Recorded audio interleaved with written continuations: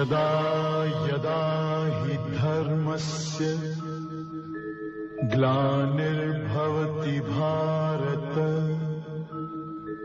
अभ्युत्थान. അമൃതേശ്വരിയെന്നാണ്. ഞാൻ മിഥുല കൃഷ്ണൻ.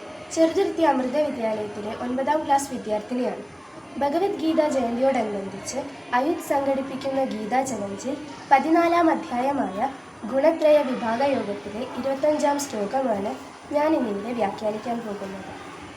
മാനാപമാനയോസ്തുല്യ തുല്യോ മിത്രാരിപക്ഷയോഃ സർവാരംഭ പരിത്യാഗി ഗുണാതീത സ ഉച്യതേ.